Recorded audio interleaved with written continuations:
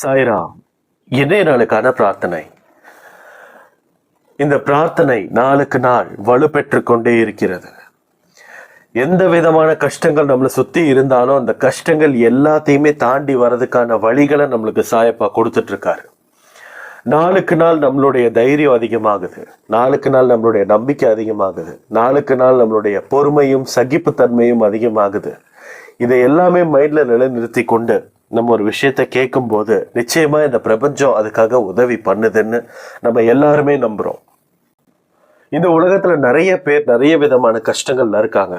அந்த கஷ்டங்களை எல்லாத்தையும் நம்ம கூட கம்பேர் பண்ணி பார்க்கும்போது நம்மளோட கஷ்டங்கள் ஒண்ணுமே இல்லாத மாதிரி இருக்கும்.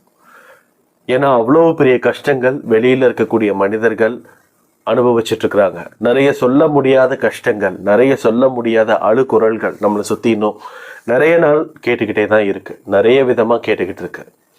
அப்படி இருக்கும்போது இந்த பிரார்த்தனைய நம்ம வைக்கும்போது நாளுக்கு நாள் ஏதாவது ஒரு விஷயங்கள் நடக்கும்போது அதை ஒரு உத்வேகமா எடுத்துக்கிட்டு நம்ம இந்த பிரார்த்தனையை பண்ண ஆரம்பிக்கணும். நிறைய பேர் கல்யாணத்துக்காக வேண்டி இருந்தாங்க. அந்த கல்யாணத்துக்கான வேண்டுதல்கள் எல்லாமே நிறைவேற இருக்கு அப்படின்ற மாதிரி சில கமெண்ட்ஸ் நான் படித்தேன். ஸோ அப்படி இருக்கும்போது உங்களை சுற்றி இருக்கக்கூடிய நிறைய பேருக்கு இந்த பிரார்த்தனையை ஷேர் பண்ணுங்க. ஏன்னா இந்த பிரார்த்தனைன்றது ஒரு கூட்டு பிரார்த்தனைன்றது எத்தனை பேர் சேர்கிறார்களோ அத்தனை வலு அதிகரிக்கும். இந்த கஷ்டங்கள் எல்லாமே ஒரு நாள் மாறி நிச்சயமா எல்லா மனிதர்களுக்கும் எல்லா விதமான தேவைகளையும் கொடுத்து ஒரு நிம்மதியான வாழ்க்கையை சாயப்பா கொடுப்பாருன்னு நம்ம எல்லாரும் நம்புவோம். ஒரு மனுஷனுக்கு தேவைன்றது எப்போ குறையுது அப்படின்னா மனுஷனோட ஆசைகள் நிற்கும் போது. அந்த மனுஷனோட ஆசைகள் நிக்கணும்னா அந்த மனுஷன் கடவுளை அடையணும், கடவுளுக்கான தேவைகளை புரிஞ்சுக்கணும், கடவுளிடம் சரணாகதி அடைவது எப்படி என்று தெரிஞ்சுக்கணும். அப்படி தெரியும் போதுதான் ஒரு மனிதனுடைய ஆசை கொஞ்சம் கொஞ்சமா குறைய ஆரம்பிக்குது. நிறைய மனுஷங்களுக்கு நிறைய விதமான ஆசை இருக்கு. அதுல ஒரு விதமான ஆசையை பத்தி நீங்க பேசலாம். என்னன்னா இந்த ஜென்ரலாவே மனுஷங்களுக்கு இப்போ கொஞ்ச நாளாவே கொஞ்சம் ரெஸ்ட் எடுத்தா பரவாயில்லையே, கொஞ்சம் ரெஸ்ட் எடுத்துக்கலாம். அதாவது வேலை செய்யற நேரம் 1 மணி நேரமா இருந்ததுன்னா ரெஸ்ட் எடுக்கிற நேரம் 2 மணி நேரமா மாறுது. இதுக்கான காரணம் என்ன? ஜீசஸ் ஒரு இடத்துல சொல்லியிருக்கிறாரு. என்னன்னா ரெஸ்ட் எடுத்துக்கிறதுக்காக தான் மனுஷங்களா அப்படின்னு கேட்டா அது கிடையாது. மனுஷங்களுக்காக தான் ஓய்வு நேரமே தவிர ஓய்வு நேரத்திற்காக மனுஷங்கள் கிடையாது அப்படின்னு. அப்படி இருக்கும்போது நாளுக்கு நாள் உழைப்ப போட்டுக்கிட்டே இருக்கும்போது அந்த மனுஷனை சுற்றி இருக்கக்கூடிய மாய வலைகள்ல இருந்து அந்த மனுஷன் தப்பிக்கிறான். ஒரு கடமைகளை செய்யும் போது அந்த கடமைக்கான வழியில அவங்க இறங்கும் போது, தீவிரமா இறங்கும் போது அவங்களை சுத்தி இருக்கக்கூடிய மாய எண்ணங்கள், மாய வலைகள், எதிர்மறை எண்ணங்கள் இதுல இருந்து முற்றிலுமாக தப்பிச்சு வெளியில வராரு. அப்படி வரும்போது அந்த கடமையை செஞ்சுட்டு நைட் நேரத்துல தூங்கும் போது எந்த விதமான ஒரு எதிர்பார்ப்புகளும் இல்லாம இது எனக்கான நேரம், நான் போய் நிம்மதியா தூங்க போறேன் அப்படின்னு சொல்லி கண்ணை மூடினதுக்கு அப்புறம் தூக்கம் வந்துச்சுன்னா அதுதான் நிம்மதியான வாழ்க்கை.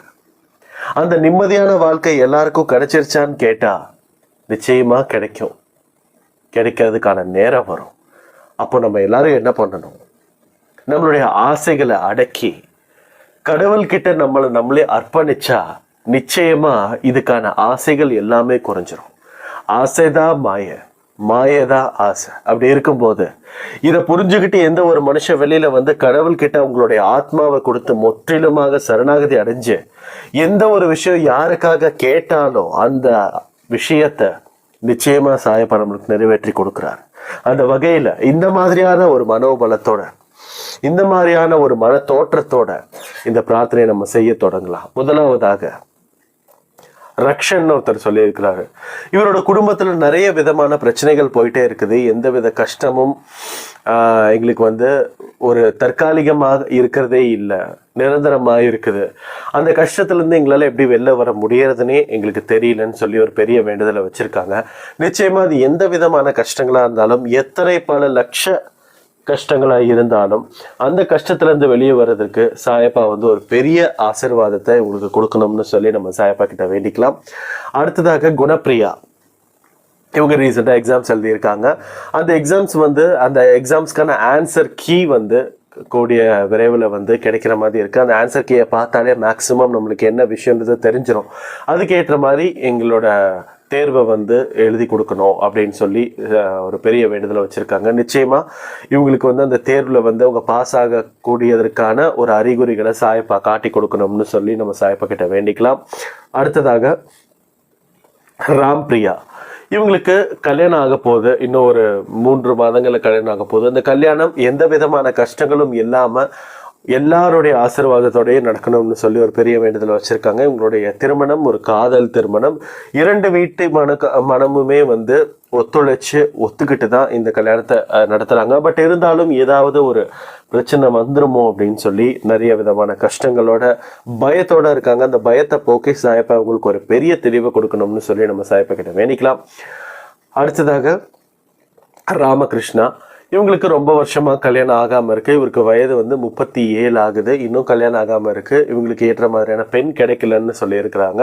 நிச்சயமாக இவங்களுக்கு ஏற்ற மாதிரியான ஒரு பெண் கூடிய விரைவில் கிடைக்கணும். அப்படி எந்த பெண்ணு கிடைச்சாலும் அந்த பெண்ணை ஏற்றுக்கக்கூடிய மனப்பக்குவத்தையும் இவர் பெற்றுக்கிறோம்னு சொல்லி நம்ம சாயப்பா கிட்ட வேண்டிக்கலாம். சீக்கிரமாகவே இந்த கல்யாணம் ஊர் போற்றும்படியான ஒரு கல்யாணமாக, இந்த உலகம் போற்றும்படியான ஒரு கல்யாணமாக, எல்லாரும் மனதார ஆசிர்வதிக்கக்கூடிய ஒரு கல்யாணமாக நடக்கணும்னு சொல்லி நம்ம சாயப்பா கிட்ட வேண்டிக்கலாம். அப்படியே நம்ம ஸ்ட்ரைட்டாக பொதுப்படத்துக்கு போயிடலாம். இன்றைய நாளில் யார் யாரெல்லாம் பர்த்டே செலிப்ரேட் பண்ணிங்களோ, வெட்டிங் டே செலிப்ரேட் பண்ணிக்கலாம், அவங்க எல்லாத்துக்குமே ஒரு பெரிய விஷயம். நிச்சயமாக சாயப்பா உங்களுக்கு தேவையான எல்லா விஷயத்தையுமே கொடுக்கணும்னு சொல்லி நான் சாயப்பா கிட்ட வேண்டிக்கிறேன். அடுத்ததாக நியாயமான வழியில் கொடுக்கணும்னு. அடுத்ததாக இன்றைய நாளில் நிறைய குடும்பங்கள் கடன் பிரச்சனையில் பாதிக்கப்பட்டிருக்கோம். இன்றைய நாளில் நம்ம எப்படி உங்களுக்கு காசை கொடுக்க போகிறோம், எப்படி அந்த காசை திருப்பி நம்ம கொடுக்க போகிறோம், இதுக்கான வழி நம்ம ஒரு வழி வச்சிருந்தோம். ஆனால் அந்த வழி இப்போ இல்லைன்னு தெரிஞ்சிருச்சு. அப்போ அதுக்கு மாற்றா நம்ம வேற என்ன வழி பண்ணலாம், என்ன செய்யலாம் அப்படின்னு சொல்லி தவிச்சிட்டு இருக்கக்கூடிய நிறைய குடும்பங்களுக்கு சாயப்பா ஏதாவது ஒரு வழியில ஒரு பெரிய உதவியை கொடுக்கணும். அதன் மூலமாக சாயப்பா அவங்களுடைய மனதில் நிரந்தரமாக இடம் பிடிக்கணும். அந்த மாதிரியான ஒரு விஷயத்த சாயப்பா நடத்தி கொடுக்கணும்னு சொல்லி நம்ம சாயப்பா கிட்ட வேண்டிக்கலாம். அடுத்ததாக நிறைய பேர் சொல்ல முடியாத நோய்களால கஷ்டப்பட்டுட்டு இருக்காங்க. அவங்களுக்கு எல்லாத்துக்குமே ஒரு கரெக்டான ஒரு மெடிகேஷன்ஸ் கிடைக்கணும். அந்த மருத்துவ குழுவில் வந்து சாயப்பாவுமே இறங்கி அந்த நோயை வந்து முற்றிலுமாக மாற்றி அமைச்சு ஒரு ஆரோக்கியமான ஒரு உடம்பு வந்து அவங்களுக்கு கொடுக்கணும்னு சொல்லி நம்ம சாயப்பா கிட்ட வேண்டிக்கலாம். இன்றைய நாளில் நிறைய பேருக்கு குழந்தை பிறந்திருக்கும். நிறைய குழந்தைகள் இந்த உலகத்தை பார்த்துருக்கோம்.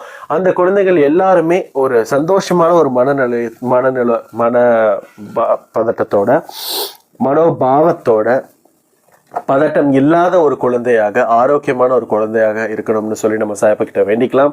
இந்த குழந்தைகள் எந்த விதமான சமூக சீர்கேடுகளுக்கும் ஆளாக கூடாது, இந்த ஊர் போற்றும்படி, உலகம் போற்றும்படியான ஒரு குழந்தையாக வாழணும்னு சொல்லி நம்ம சாயப்பா கிட்ட வேண்டிக்கலாம். அடுத்ததாக நம்ம எல்லாத்துக்காகவும் எல்லா விஷயத்தையும் செய்து கொடுக்கக்கூடிய சாயப்பாக்காக ஒரு பிரார்த்தனை வச்சுக்கலாம். நிச்சயமா அவருக்கு எந்த விதமான கஷ்டங்கள் இருந்தாலும், ஏன்னா நம்மளோட அப்பான்னும் போது நிச்சயமா அவரை நம்மளை எந்த இடத்துலையும் விட்டு கொடுக்க முடியாது இல்லையா? ஸோ அவருக்கும் எந்த விதமான மன கஷ்டங்களும் மன சங்கடங்களும் இருக்கக்கூடாதுன்னு சொல்லி நம்ம சாயப்பாக்காக நம்ம எல்லாரும் பிரபஞ்சத்துக்காக ஒரு வேண்டுதலை வச்சுக்கலாம். இந்த பதிவு கேட்டுட்டு இருக்கக்கூடிய ஒவ்வொருத்தங்களுக்கும் எல்லா விதமான தேவைகளும் சாயப்பா நடத்தி கொடுக்கணும் நியாயமான வழியில. அந்த வகையில இந்த பதிவை கேட்டுட்டு இருக்கக்கூடிய ஒவ்வொருத்தங்களுக்கும், நம்ம அன்பேச குடும்பத்தில் இருக்கக்கூடிய ஒவ்வொருத்தங்களுக்கும் ஒவ்வொரு பிரார்த்தனையும் மன பிரார்த்தனையும் நிறைவேற்றி கொடுக்கணும்னு சொல்லி சாயப்பா கிட்ட வேண்டி இந்த ஆடியோவை நான் முடிக்கிறேன். ஜெய் சாய்ராம்.